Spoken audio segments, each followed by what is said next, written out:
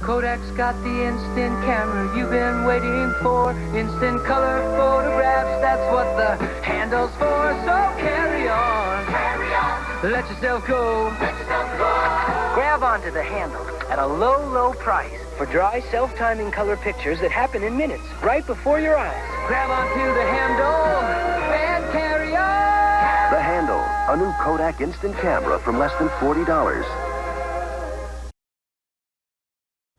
This is the Kodak EK2 instant film camera, also known as the Handle. It was first produced by Kodak in 1976, but then was quickly discontinued 10 years later after losing a lawsuit to Polaroid for infringement of intellectual property. All the film that exists today for this camera has long past expired, but I'm here to test it out now.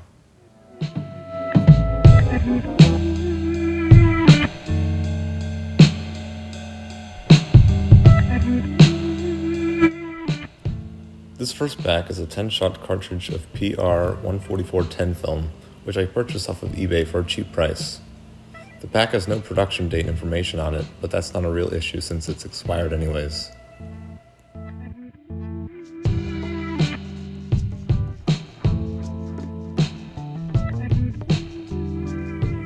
Let's hit the road and take some shots.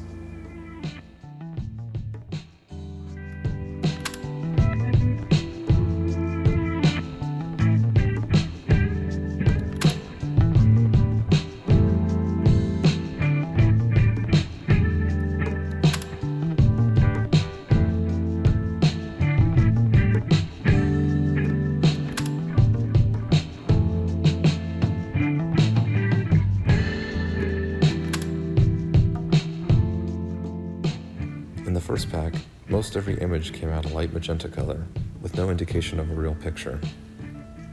One picture in particular developed a dark blue color, which was surprising to me because I barely saw any changes while playing with the light and dark and control dial on the camera during the shoot.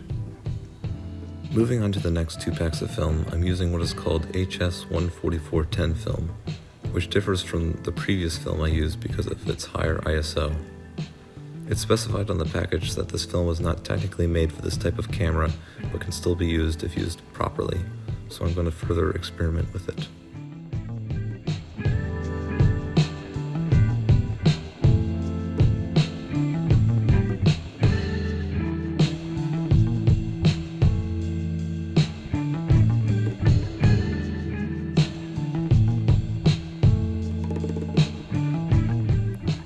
The results for the next 20 shots were much of the same, except for a difference in their overall hues.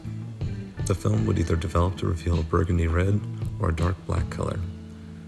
As I gave more time for these shots to age, I noticed a substantial bleed that would spread into the borders of each of the pictures.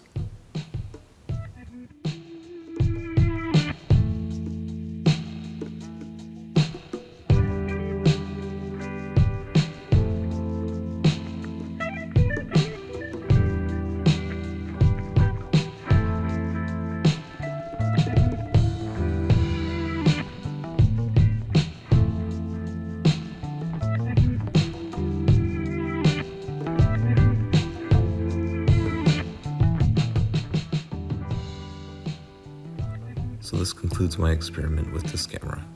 The film may have not revealed any true pictures, but it's certainly still worth appreciating for being a relic of film photography history.